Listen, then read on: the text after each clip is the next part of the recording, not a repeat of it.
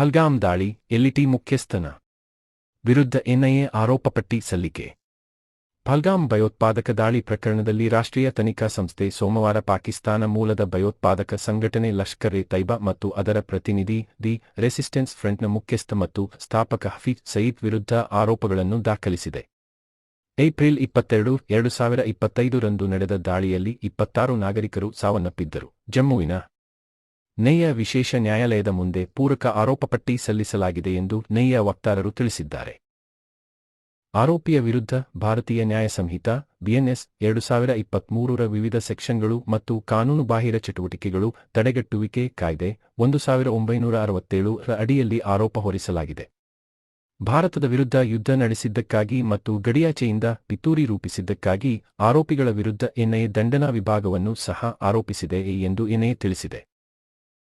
597 ಪುಟಗಳ ಚಾರ್ಜ್ಶೀಟ್ನ ಮುಂದುವರಿದ ಭಾಗವಾಗಿ ಸಲ್ಲಿಸಲಾದ ಚಾರ್ಜ್ಶೀಟ್ ಪಾಕಿಸ್ತಾನದ ಪಿತೂರಿ, ಸಯೀದ್ ಪಾತ್ರ ಮತ್ತು ಪ್ರಕರಣದಲ್ಲಿ ನೇಯ ಸಂಗ್ರಹಿಸಿದ ನಿಖರವಾದ ವೈಜ್ಞಾನಿಕ ತನಿಖೆ ಮತ್ತು ನೆಲದ ಪರೀಕ್ಷೆಯ ಮೂಲಕ ಪೋಷಕ ಪುರಾವೆಗಳ ವಿವರಗಳನ್ನು ಒದಗಿಸಿದೆ. ಚಂಪತ್ ರಾಯ್ ರಾಜೀನಾಮೆ ಅಂಗೀಕರಿಸಿದ ರಾಮ ಜನ್ಮಭೂಮಿ ಟ್ರಸ್ಟ್. ಶ್ರೀರಾಮ ಜನ್ಮಭೂಮಿ ತೀರ್ಥಕ್ಷೇತ್ರ ಟ್ರಸ್ಟ್ ತನ್ನ ಪ್ರಧಾನ ಕಾರ್ಯದರ್ಶಿ ಚಂಪತ್ ರಾಯ್ ಅವರ ರಾಜೀನಾಮೆಯನ್ನು ಅಂಗೀಕರಿಸಿದೆ. ಸೋಮವಾರ ನಡೆದ ಟ್ರಸ್ಟ್ನ ಮಹತ್ವದ ಸಭೆಯಲ್ಲಿ ಈ ನಿರ್ಧಾರ ತೆಗೆದುಕೊಳ್ಳಲಾಯಿತು. ರಾಯ್ ಅವರು ನೈತಿಕ ಆಧಾರದ ಮೇಲೆ ರಾಜೀನಾಮೆ ನೀಡಿದ್ದಾರೆ. ಅವರ ರಾಜೀನಾಮೆ ಅಂಗೀಕರಿಸುವುದನ್ನು ಬಿಟ್ಟು ನಮಗೆ ಬೇರೆ ದಾರಿ ಇರಲಿಲ್ಲ ಎಂದು 3 ಗಂಟೆಗಳ ಸಭೆಯ ನಂತರ ಟ್ರಸ್ಟ್ ಖಜಾಂಚಿ ಮಹಾಂತ ಗೋವಿಂದ ದೇವಗಿರಿ ಹೇಳಿದರು. ಆದರೂ ಟ್ರಸ್ಟ್ನ ಕಾರ್ಯಚಟುವಟಿಕೆ ಮತ್ತು ರಾಮಮಂದಿರ ನಿರ್ಮಾಣ ಚಳವಳಿಗೆ ರಾಯ್ ನೀಡಿರುವ ಕೊಡುಗೆಯನ್ನು ಅವರು ಶ್ಲಾಘಿಸಿದರು. ಟ್ರಸ್ಟ್ನ ಸದಸ್ಯ ಅನಿಲ್ ಮಿಶ್ರಾ ಅವರ ರಾಜೀನಾಮೆಯನ್ನು ಸಭೆಯಲ್ಲಿ ಅಂಗೀಕರಿಸಲಾಯಿತು. ರಾಮಮಂದಿರದ ದೇಣಿಗೆ ಕಳವು ಆರೋಪ ಕೇಳಿಬಂದ ಬೆನ್ನಲ್ಲೇ ರಾಯ್ ಹಾಗೂ ಮಿಶ್ರಾ ತಮ್ಮ ಸ್ಥಾನಗಳಿಗೆ ರಾಜೀನಾಮೆ ನೀಡಿದ್ದರು. ಇಬ್ಬರೂ ನೈತಿಕ ಹೊಣೆ ಹೊತ್ತುಕೊಂಡು ರಾಜೀನಾಮೆ ಸಲ್ಲಿಸಿದ್ದರು. उन्होंने गलत लोगों का विश्वास किया और उन लोगों को इतने वर्षों तक अपने पास पाला. उन लोगों के द्वारा किया गया ये ट्रस्ट का विश्वासघात. ಅನುಭವ ಮಂಟಪ ಕಾಮಗಾರಿಗೆ ಹಣದ ಕೊರತೆ ಇಲ್ಲ ಡಿಕೆ ಶಿವಕುಮಾರ್. ಮುಖ್ಯಮಂತ್ರಿ ಡಿಕೆ ಶಿವಕುಮಾರ್ ಅವರು ಸೋಮವಾರ ಬಸವಕಲ್ಯಾಣದ ನಿರ್ಮಾಣ ಹಂತದ ನೂತನ ಅನುಭವ ಮಂಟಪದ ಕಾಮಗಾರಿಯನ್ನು ತರಾತುರಿಯಲ್ಲಿ ವೀಕ್ಷಿಸಿ 15 ನಿಮಿಷಗಳಲ್ಲಿಯೇ ಅಲ್ಲಿಂದ ನಿರ್ಗಮಿಸಿದರು. ಅನುಭವ ಮಂಟಪದಲ್ಲಿ ಪ್ರಗತಿ ಪರಿಶೀಲನಾ ಸಭೆ ನಡೆಸಲು ಅಧಿಕಾರಿಗಳು ಸಿದ್ಧತೆ ಮಾಡಿಕೊಂಡಿದ್ದರು. ಸರ್ಕಾರದ ಮುಖ್ಯ ಕಾರ್ಯದರ್ಶಿ ಶಾಲಿನಿ ರಜನೀಶ್ ಅವರು ಸಿದ್ಧತೆಯನ್ನು ಪರಿಶೀಲಿಸಿದ್ದರು. ಆದರೆ ಸಿಎಂ ಸಂಜೆ ಬಂದು ಅನುಭವ ಮಂಟಪದ ಕಾಮಗಾರಿ ವೀಕ್ಷಿಸಿದರು. ಅನುಭವ ಮಂಟಪದ ಮೇಲ್ಭಾಗದ ಲಿಂಗದ ಕಾಮಗಾರಿ ವೀಕ್ಷಿಸಿ ಅದರೊಳಗೆ 2 ನಿಮಿಷ ಕುಳಿತು ಇಷ್ಟಲಿಂಗ ಹಿಡಿದು ಧ್ಯಾನ ಮಾಡಿದರು. ಕಾಮಗಾರಿ ಯೋಜನಾ ನಿರ್ದೇಶಕ ಬಾಬಾ ಸಾಹೇಬ್ ಗಡ್ಡೆ ಕಾಮಗಾರಿ ಕುರಿತು ವಿವರಿಸಿದರು. ಪತ್ರಕರ್ತರೊಂದಿಗೆ ಮಾತನಾಡಿದ ಸಿಎಂ, ಬಸವಣ್ಣನ ಕರ್ಮಭೂಮಿಯಿಂದ ನಾನು ಪ್ರವಾಸ ಆರಂಭಿಸಿದ್ದೇನೆ. ಕಳೆದ 2-3 ವರ್ಷಗಳಿಂದ ಅನುಭವ ಮಂಟಪದ ಕಾಮಗಾರಿ ಕೆಲಸ ನಡೆಯುತ್ತಿದೆ. 740 ಕೋಟಿ ಮೊತ್ತದ ಕ್ರಿಯಾ ಯೋಜನೆಯಾಗಿದ್ದು ಇದಕ್ಕೆ ಹಣದ ಕೊರತೆ ಇಲ್ಲ. ಆದಷ್ಟು ಬೇಗ ಅನುಭವ ಮಂಟಪದ ಕೆಲಸ ಪೂರ್ಣ ಆಗುತ್ತದೆ ಎಂದು ಹೇಳಿದರು.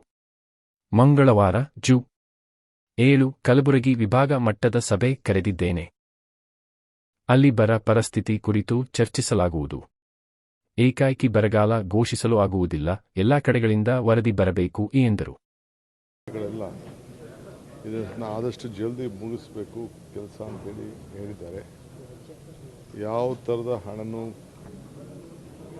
ಕೊರತೆ ಆಗದ ರೀತಿಯಲ್ಲಿ ಕಾರ್ಯರೂಪವನ್ನು ವಹಿಸಿ ಇದನ್ನು ಆದಷ್ಟು ಜಲ್ದಿ ಇದನ್ನು ಮುಗಿಸುವಂಥ ಕೆಲಸವನ್ನು ನಾವು ಮಾಡ್ತೇವೆ. ಸುಮಾರು 700ಕ್ಕೂ ಹೆಚ್ಚು 742 ಕೋಟಿಗಳನ್ನು ಈಗಾಗಲೇ ಇದಕ್ಕೆ ಕ್ರಿಯಾ ಯೋಜನೆಯನ್ನು ಈಗಾಗಲೇ ಮಾಡಿ ಅಪ್ರೂವ್ ಆಗಿ ಸುಮಾರು 400ಕ್ಕೂ ಹೆಚ್ಚು. ಚೇತನ್ ಅಹಿಂಸಾ ಅವರಿಂದ ಪರ್ಯಾಯ ರಾಜಕೀಯ ಪಕ್ಷ ಸ್ಥಾಪನೆ. ಅಂಬೇಡ್ಕರ್ ಅವರ ಸಮಾನತೆ ಮತ್ತು ಸಾಮಾಜಿಕ ನ್ಯಾಯದ ಆಶಯಗಳನ್ನು ಸಾಕಾರಗೊಳಿಸುವ ಉದ್ದೇಶದಿಂದ ದಲಿತರು, ಹಿಂದುಳಿದವರು, ಅಲ್ಪಸಂಖ್ಯಾತರು ಹಾಗೂ ಶೋಷಿತ ಸಮುದಾಯಗಳನ್ನು ಒಗ್ಗೂಡಿಸಿ ಹೊಸ ರಾಜಕೀಯ ಪಕ್ಷ ಸ್ಥಾಪಿಸಲಾಗುವುದು ಎಂದು ನಟ ಹಾಗೂ ಸಾಮಾಜಿಕ ಹೋರಾಟಗಾರ ಚೇತನ್ ಅಹಿಂಸಾ ಹೇಳಿದರು. ವಿವಿಧ ಸಮಾಜಪರ ಸಂಘಟನೆಗಳು ದಲಿತ, ಬಹುಜನ ಹೋರಾಟಗಾರರನ್ನು ಒಗ್ಗೂಡಿಸಿ ಹೊಸ ರಾಜಕೀಯ ವೇದಿಕೆ ರಚಿಸಲಾಗುತ್ತಿದೆ. ಪಕ್ಷದ ಹೆಸರಿನಲ್ಲಿ ಸಂವಿಧಾನದ ಆಶಯಗಳು ಪ್ರತಿಬಿಂಬಿಸುವ ಪದಗಳು ಇರಲಿವೆ ಎಂದು ಅವರು ಸೋಮವಾರ ಬಳ್ಳಾರಿಯಲ್ಲಿ ಸುದ್ದಿಗಾರರಿಗೆ ತಿಳಿಸಿದರು. ಪಕ್ಷದ ನೋಂದಣಿ ಪ್ರಕ್ರಿಯೆ ಪ್ರಗತಿಯಲ್ಲಿದ್ದು ರಾಜ್ಯಾದ್ಯಂತ ಪ್ರವಾಸ ನಡೆಸಿ ಸಂಘಟನೆ ಬಲಪಡಿಸುವ ಕಾರ್ಯ ನಡೆದಿದೆ. ಕರ್ನಾಟಕದ ಎಲ್ಲ 224 ವಿಧಾನಸಭಾ ಕ್ಷೇತ್ರಗಳಲ್ಲಿ ಪಕ್ಷದ ಸಂಘಟಿಸುವ ಗುರಿಯಿದೆ ಎಂದರು. ನಮಗೆ ಒಂದು ರಾಜಕೀಯ ಮುಂದೋಟ ಸಭೆಯ ಉದ್ದೇಶದಿಂದ ಈಗಾಗಲೇ 224 ಕ್ಷೇತ್ರದ ಸಾಧಕ ಸಭೆ ಮಾಡಿ ಯಾರ ಹತ್ರ ಹೋಗ್ತಾ ಇದೀವಿ ಅಂದರೆ ಚಳುವಳಿಗಾರರು, ಹೋರಾಟಗಾರರು, ಸಮಾಜ ಸೇವಕರು, ನಿಸ್ವಾರ್ಥ ಜನಸೇವೆ ಮಾಡಿರುವರು ಅವರ ಹತ್ರ ಬಂದು